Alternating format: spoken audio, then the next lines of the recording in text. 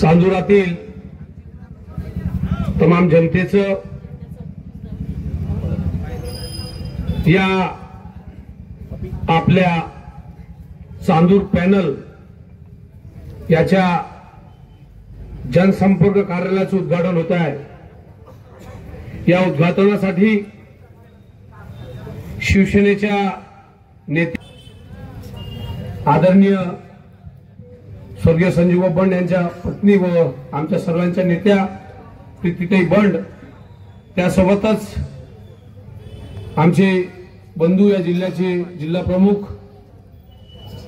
आशिष भाऊ धर्माळे, त्यासोबतच उपप्रमुख सुनील भाऊ केने, पंकज भाऊ राठोड तालुका प्रमुख, त्यासोबतच राजेश पांडे उपजिल्हा प्रमुख, राष्ट्रवादी काँग्रेस पक्षाचे शरदचंद्र गटाचे शहराध्यक्ष पांडुरंगजी डोंगरे, गणेश काका रॉय आतापर्यंत होते का लग्नासाठी ते निघून गेले, त्यासोबतच राष्ट्रवादी अजित पवार गटाचे अध्यक्ष तालुका अध्यक्ष, या कार्यालयाच्या उद्घाटनासाठी विशेष करून आलेले आमचे सहकारी राजूभाऊ सुंदरकर, समीर सौदागर,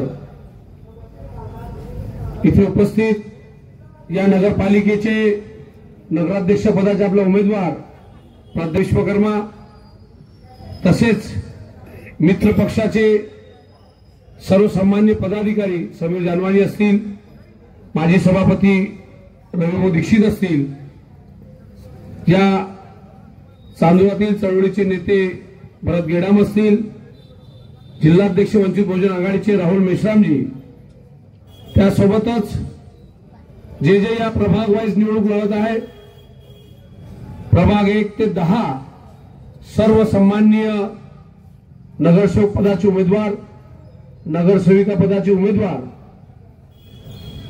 ताई या शहराचं वैभव आलेलं आहे।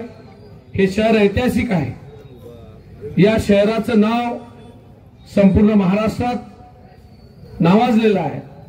या शहरातून ऑइल मिल होती, त्यावेळेस रेल्वेने इथून तेल जायचं आणि मुंबईच्या बाजाराचे रेट चांदूर रेल्वेची बाजारपेठ निर्धारित करायची। कापसाची मोठी मंडी होती। कलकत्ताच्या 4 कंपन्या ज्यांचे आजही अस्तित्व आमच्यात आहेत, त्या 4ही कंपन्यांचे मोठे मोठे जिनिंग आमच्या या परिसरात होते। या चांदूर शहराचं वैभव सातत्याने मागील अनेक वर्षापासून ही जुनी तहसील म्हणून ओळखायची। या तहसील मधूनच 4 तहसील झाल्या, मग ते धामणगाव असेल, तिवसा असेल, नांदगाव खंडेश्वर असेल, याची निर्मिती झाली। पण या शहराचं दुर्दैव म्हणा की सातत्यानं ज्या लोकांनी इथं या शहराला विकसित करायला पाहिजे होतं, या शहराला एक नवी दिशा द्यायला पाहिजे होती, ते कुठेही झालेलं नाही। आणि म्हणून सर्वांनी ठरवलं की एक आपलं चांदूर नावाचं पॅनल बनवलं आणि त्या पॅनलमध्ये वंचित बहुजन आघाडी, शिवसेना, मी शिवसेनेच्या जिल्हा प्रमुखांचे विशेष आभार मानतो की इथे सत्तेत असताना पण ज्यांना या मतदारसंघाची सवय राहिली आहे, जे सत्तेत येतात ते मित्र पक्षाला विसरून जातात। सत्ता तुमच्या भरोश्यावर आली तर तुम्हाला समान वाटा देण्याचं त्यांचं औचित्य नसतं। तसंच आमच्याकडे दुसरा अनुभव आहे राष्ट्रवादी शरदचंद्र पवार गटाचा। यांच्या मतावर दोन्ही निवडणुका ते जिंकलेत आणि जेव्हा त्यांना मान देण्याचा वेळ होतो त्यावेळेस ते म्हणतात नाही तुम्ही वेगळं जरा, ह्या भूमिका नेते घेतात। म्हणून ठरवलं की कुठेतरी या शहराचा विकास करायचा असेल तर आपण सर्वांनी एक झालं पाहिजे। म्हणून थोडंसं 1-2 पावलं सेनाही मागे आली, आम्ही मागे आलो, कमी जास्त वाटाघाटी करून, कारण वेळेवर हे सर्व झालं। आणि नियमांच्या आचारसंहिता लागल्यानंतर निवडणुका लढायच्या, म्हणजे कोणी 3 सीट 4 सीट 3 सीट असं आपसात ठरून 20 प्रभागातले उमेदवार आपण दिले। ताई तुमच्यासाठी आनंदाची बात अशी आहे की आम्ही 11 महिलांसाठी जोरदार टाळ्या वाजून द्या, कारण सगळीकडे 50% महिला दिल्या तर सर्व नाराज झाले होते। आमचे जावई नाराज नाही झाले, पण आम्ही एक अजून पाऊल पुढे गेलो आणि एका पुन्हा ओपन वॉर्डमध्ये एक महिला दिली, म्हणजे 11 महिला उमेदवार आमच्या आहेत। नगराध्यक्ष उमेदवार असे 12 उमेदवार आपण दिलेले आहेत। जेव्हा जेव्हा सभा होतील निश्चितच तुमच्यापर्यंत ते सर्व विचार आम्ही पोहोचवू।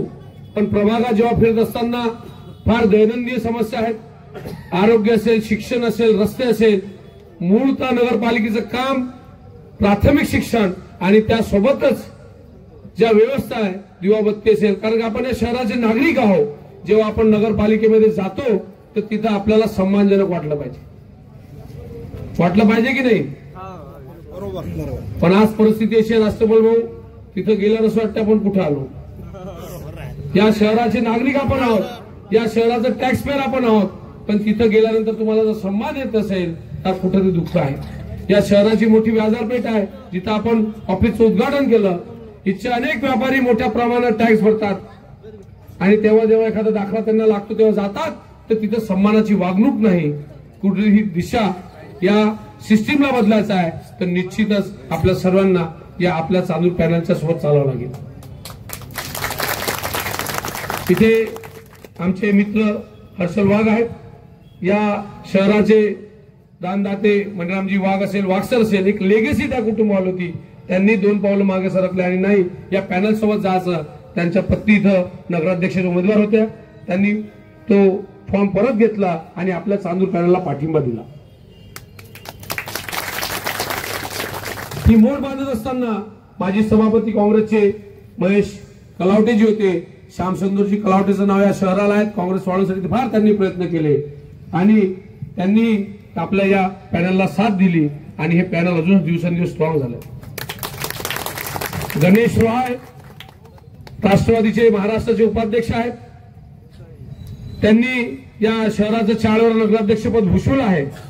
त्यांनीही 2 पावलं मागे घेतली आणि पांडुरंग डोंगरे काका इथे आहेत, त्यांनी ठरवलं की राष्ट्रवादी उमेदवार आम्ही न देता आम्ही या पॅनल सोबत जाऊ, पण त्यांचंही आम्ही स्वागत केलं। ही मोठ सुरुवातीला असं वाटत होतं, पण या शहरासाठी त्या जय हिंद क्रीडा मंडळ असेल, अनेक पक्षांनी सातत्यानं प्रयत्न केला की शहर मोठ्या ताकदीने उभं राहिलं पाहिजे, अनेक व्यवस्था झाल्या पाहिजे। मग वाणिज्य शिक्षण असेल, उर्दू शाळेचा विषय असेल आणि अनेक गोष्टी आहेत जे येत्या काळात आपण निश्चितच भाषणात बोलू। आज विशेष करून प्रीतीताईंचं खूप खूप आभार व्यक्त करतो। त्या अंजनगावला होत्या आणि अंजनगावहून माझं सातत्याने त्यांना फोन, आमच्या विनंतीला मान देऊन आणि आज ऑफिसचं उद्घाटन आपल्या हस्ते झालं। ताई, आमचे दुसरे सहकारी आशिषभाऊ धर्माळे त्यांची सर्व टीम, राहुलजी त्यांची सर्व टीम, पांडुरंगजी डोंगरे त्यांची सर्व टीम, आपण सर्व आलात। या मोठ्या संख्येनं गावकरी इथं आपण सर्व हजर आहात। तुमच्या साक्षीने उशिरा का होईना पण आपलं ऑफिसचं शानदार उद्घाटन झालेलं आहे आणि आपल्या सर्व नेत्यांच्या साक्षीने सांगू इच्छितो ही आपल्या सर्वांची आहे आणि आपल्या सर्वांना फार ताकदीनिशी आणि उघडे पुढे जायचं आहे। हा लोकशाहीचा उत्सव आहे आणि या उत्सवात आपण सर्वांनी सहभाग घ्यायचा आहे। सहभाग घेत असताना होऊ शकते अनेक लोक मतदानला उमेदवारी देतील, उमेदवार उभे असतील, काही लोक मतदान करतील, काही लोक प्रचार करतील, काही लोक या शहराचा विकास झाला पाहिजे त्यांची स्वप्न जोपासली असतील। म्हणून या लोकशाहीच्या उत्सवात आपलं सर्वांचं आपलं चांदूर या जनसंपर्क कार्यालयात स्वागत राहील।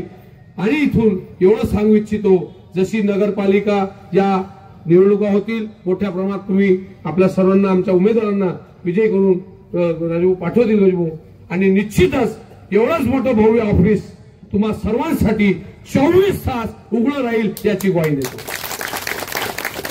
ते नुसतं ऑफिस संपर्काला राहणार नाही तर सातत्यानं मग तिथं मेडिकलचं काम असेल, ऑपरेशनच्या संदर्भात असेल, छोट्या छोट्या ज्या लोकांच्या रोजच्या दैनंदिन गरजा असतात, मग दाखले असतील, ह्या सर्व ज्या तुम्हाला होणार आजपर्यंत त्रास आहे तो होणार नाही। 24 तास ऑफिस उघडं राहील अशी व्यवस्था या शहरात करतो आणि हे जे आज ऑफिस उघडण झालेलं आहे असंच तुम्हाला आयुष्यभर हे ऑफिस तुमच्या सेवेत राहील एवढंच बोलतो, इथेच थांबतो। जय हिंद, जय महाराष्ट्र।